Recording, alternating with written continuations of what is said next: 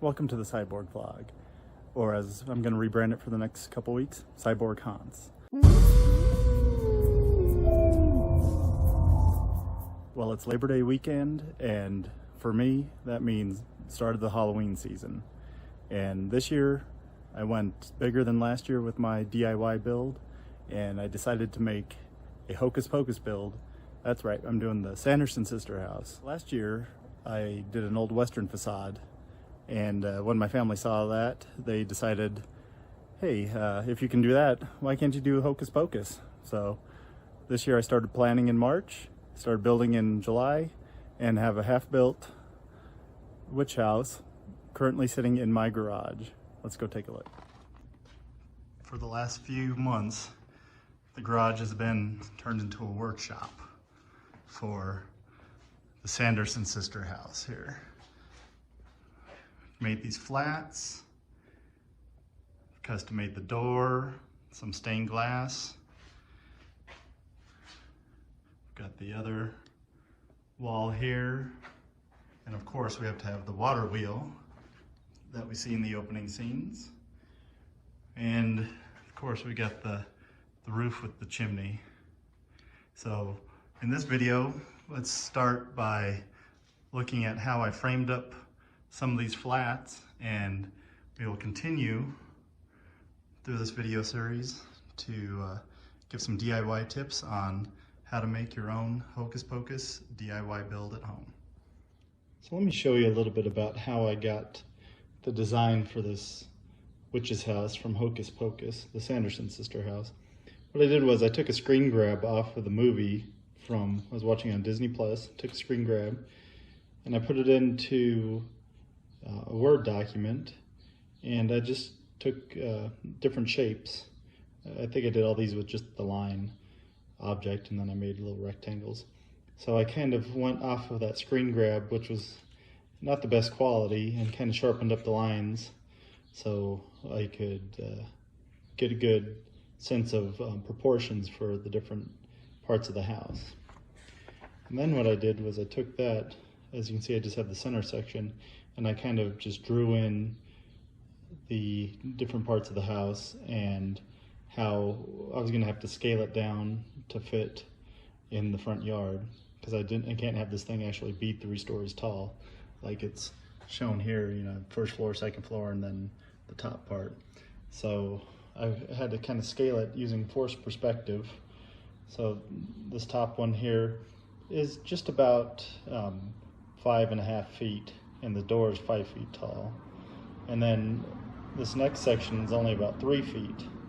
So, you know, the first story is 5 foot, second story is 3 foot, and then the roof up here is about 3.5 feet.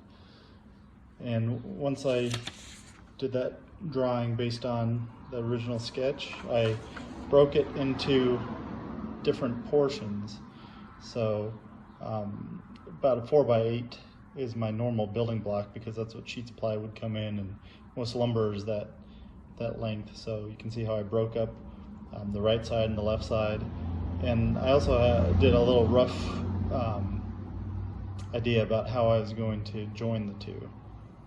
And I'm actually building 2 different sections. This top section stands off of the back by about 1 foot on the original in the movie.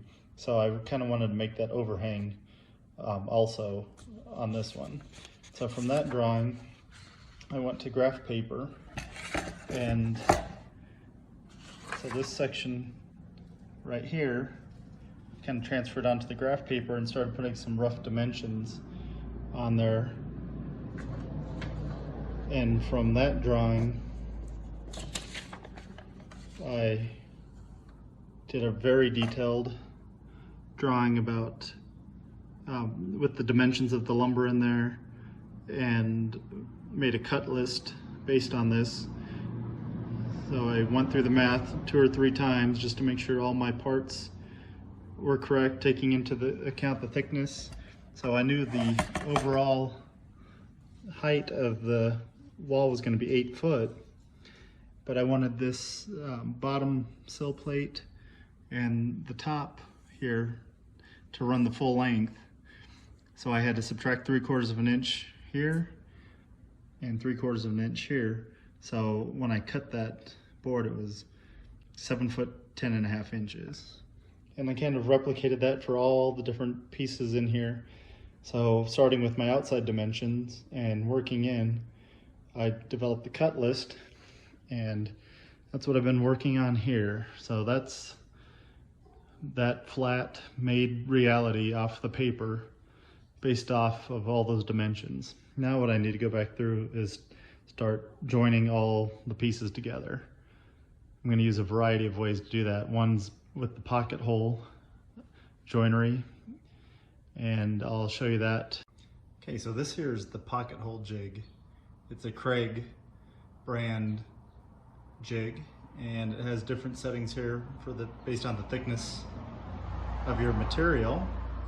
And in this case, I have it set for 3/4 inch material because that's the thickness of my wood here. And these stops go right on here. And then the next thing you do is you just clamp it down on there. And then the jig also comes with a drill bit, and if you can see here, but it has different thicknesses of material, so you set the stop based on the size of the material you're going to drill the pocket hole in. And I'll show you how this works.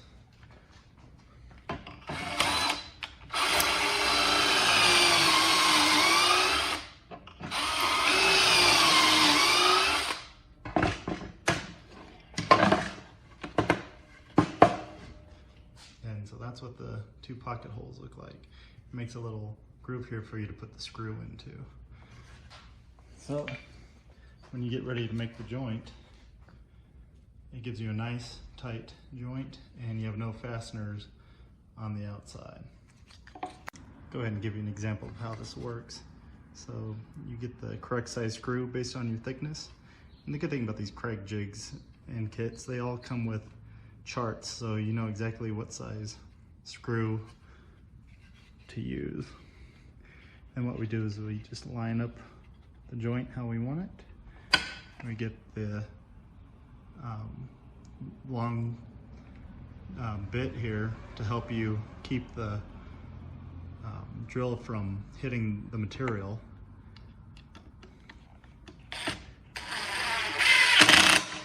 Just drive it in. And you have a nice strong joint, and like I said, there's no fasteners on the outside. And I'm just going to replicate that for all the other joints going around this whole flat. All right, so I've got all my pocket holes drilled. I'm going to start here on the interior. Start by putting some glue on the joint here.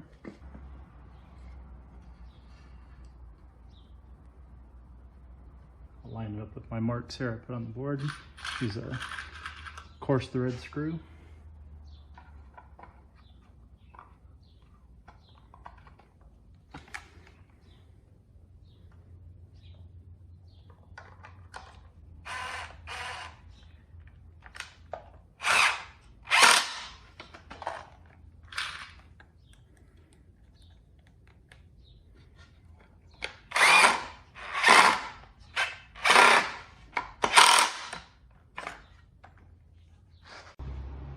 Go ahead and do the same on this side.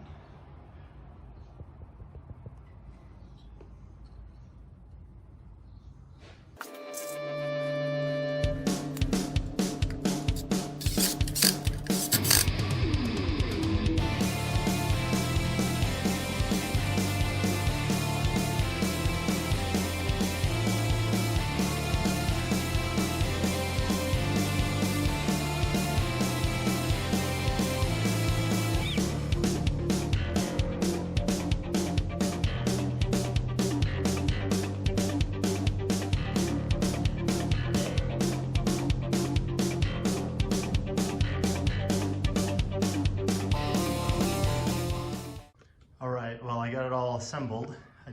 Okay, maybe that's a little bit better view, so you can see the two different sets of framing stacked on top of each other. And once I get it skinned with the plywood from the bottom up to here on the back piece, and then from here up on the front, framing the windows. That's half of the front first section that we had framed here. And ultimately,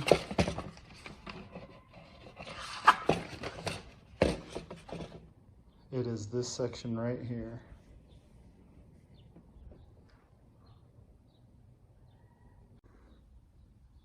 Right, now this looks a little bit better. I've got the flat laying down, both the back and the top section. I cut the sheet of plywood right about 30 inches, and that's where I'm gonna staple it onto the top and staple this part onto the bottom, and then I'll cut out for the windows. Okay, I'm gonna start off by putting some glue down on all the pieces.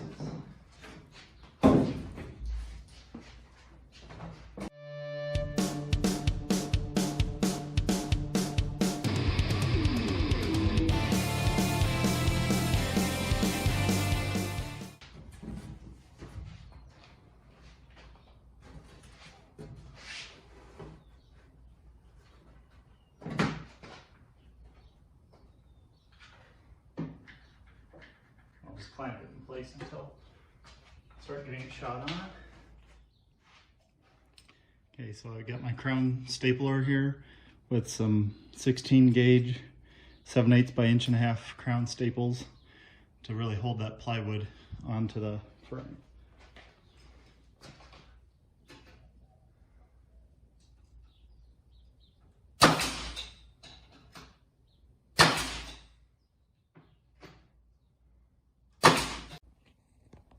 All right, so I put that bucket on there to put a little weight on the window area where I just put glue for now. I'm gonna cut out the opening by drilling through the other side, and then using a trim router to route out that.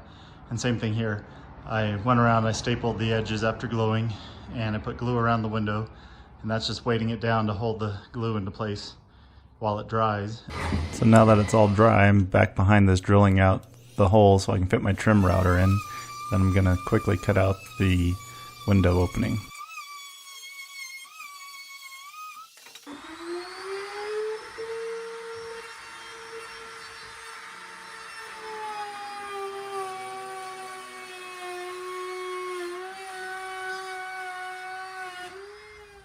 All right, so this is what we're dealing with now. We got the plywood on both sections of the flats.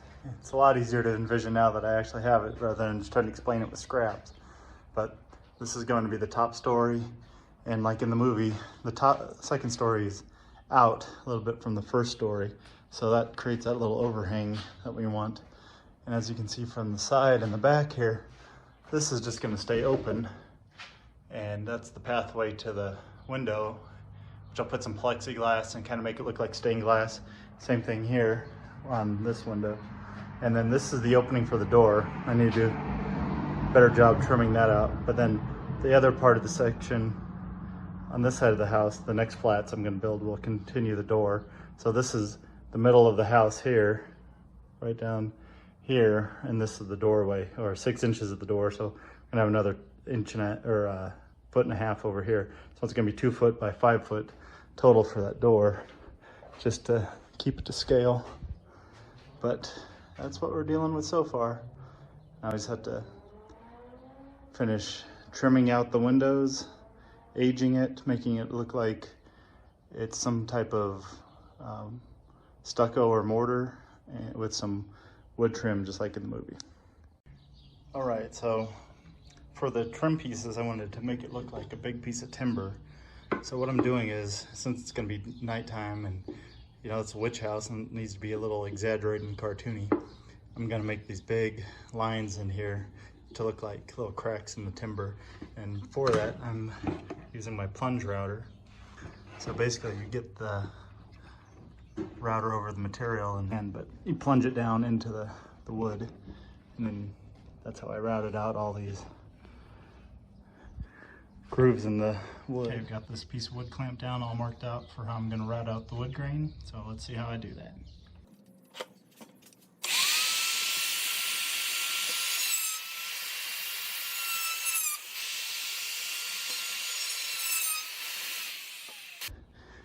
And then here's a little example of what it's going to look like.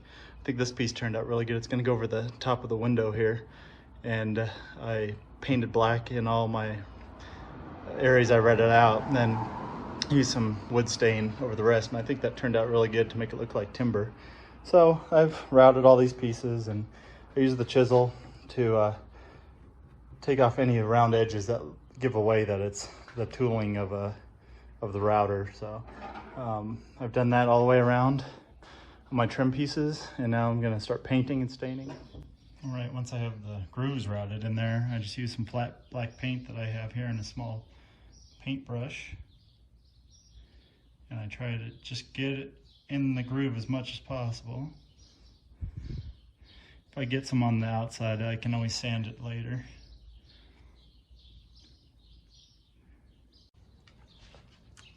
All right, now that all the paint is dry in the grooves, I'm gonna just use my sanding block here with some 120 grit sandpaper, and we'll sand off all this extra that I have up on the edges.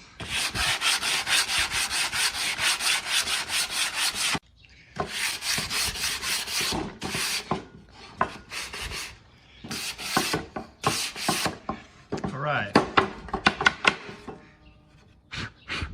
Now that that's pretty good and sand it off, I'll go ahead and get the stain. All right, now this wood stain's just a medium kind of brown. It's called Early American, but it's just a light brown. I tried a couple different colors, and I just used the two-fingered dip method here, and that's why I have a glove on underneath so I don't get my fingers stained. So just apply it, and I get down in those grooves too. And get one nice coat, and that's what it looks like.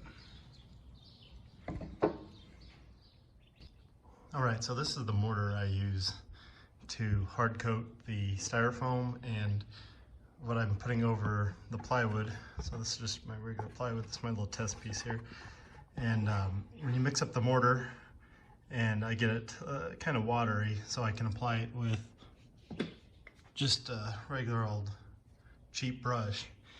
And I get that texture to make it kind of look like stucco on the plywood walls. And flex part of the flex bond is it doesn't crack. And it sticks really well to the cardboard, or to the plywood, and to the styrofoam. So you can find this at like Lowe's or Home Depot. I believe I got this at Home Depot. And I'm just gonna mix it up. I just use a little cup to scoop out a few cupfuls of the mortar mix, and I'll go fill it with some water, and I mix it until it gets to a consistency kind of like pancake batter.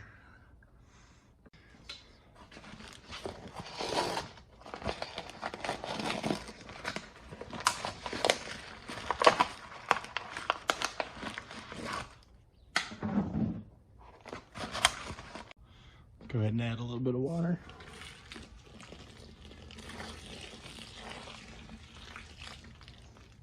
I'm going to use my drill with the paint mixer on the bottom to mix it up.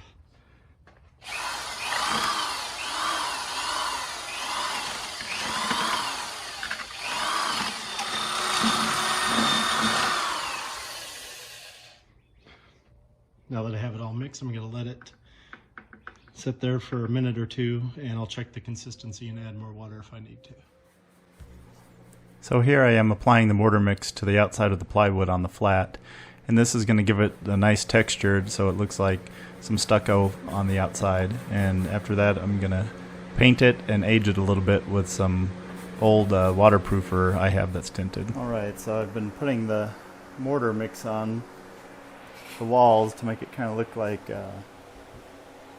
stucco or some kind of, mud and lath. And I wanted to have a section here where the the plaster looks like it's broken away, or the stucco is broken away from the house. So I made this piece out of scrap. I just cut this a little bit bigger than my opening I cut out here, kind of random. And I've put lath boards in there. I've kind of painted it dark behind and put some finish on there to make it look better than just the raw wood. And then this frame is actually going to go right behind here and fit in there to make it look like the plaster is falling away from the outside. Alright, so I wanted to show you a little bit how I'm aging this paint. I just painted it light beige, and I have some leftover wood stain. You see the tinted waterproofer, that's also latex based. And I just go around the edges a little bit heavy.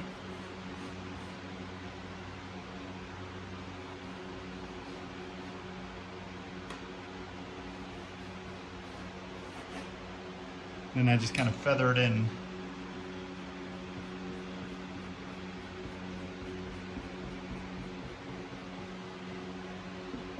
I want it to be a little bit of a gradient from darkest on the edges to a little bit lighter in the middle.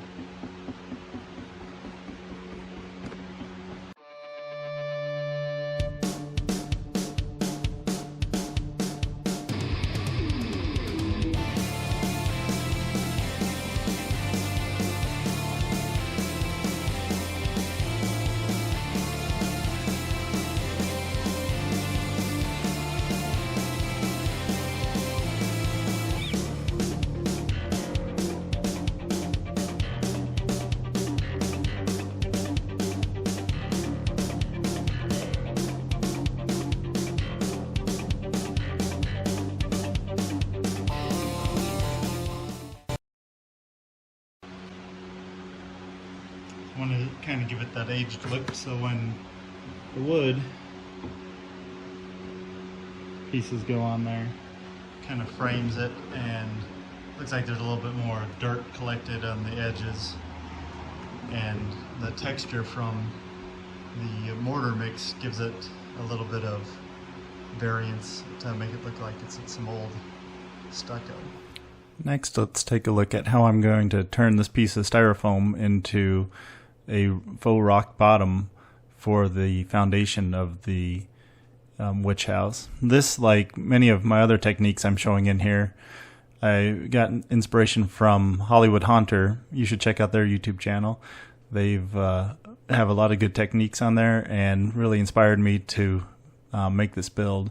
So as you can see here, I'm showing the rock pattern that I'm using, and I kind of put it to scale. So I drew out how I want the rocks to lay out on my piece of styrofoam, and then next I'm gonna just show you how I freehanded that onto a piece of styrofoam, and we're gonna start cutting it out.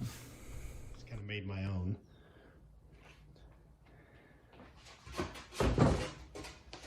So here's a piece that I've already freehand drawn out the different stones, and now I'm going to use two tools to carve it. I'm going to use this wire brush. It's a 3/4 inch. You can get this at the hardware store in the area where they have like metal grinders. But I'm going to chuck this into my drill.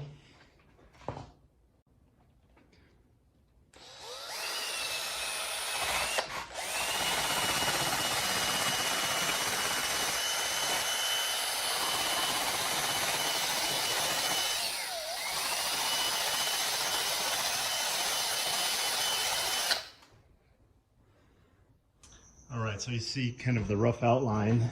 I did a bulk of the work with that tool, and I can go back in and make any fine adjustments.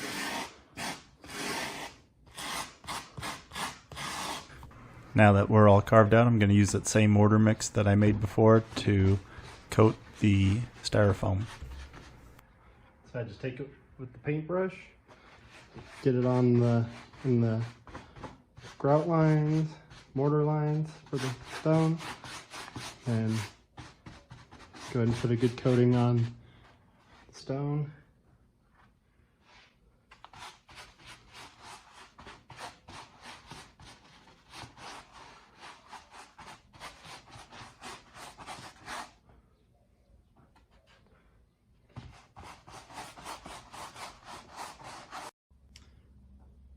Right now I'm going to move this aside and let it dry a little bit. I'll touch it up as I need to. But I think that's going to look pretty good. So now to paint the rock, I just mixed up some white and black paint to make it a little bit darker than the actual mortar itself. So the mortar is going to stay in the grout line, mortar line. I'm just using a natural sponge and just dip it in the paint a little bit, and I just kind of sponge up to the edges. Well, that does it for this video. We went through all the major steps of building one of the flats. Please tell me what you think about my Halloween builds this year in the comments, and give it a like if you found it helpful. Be sure to subscribe if you want to see more DIY Halloween techniques.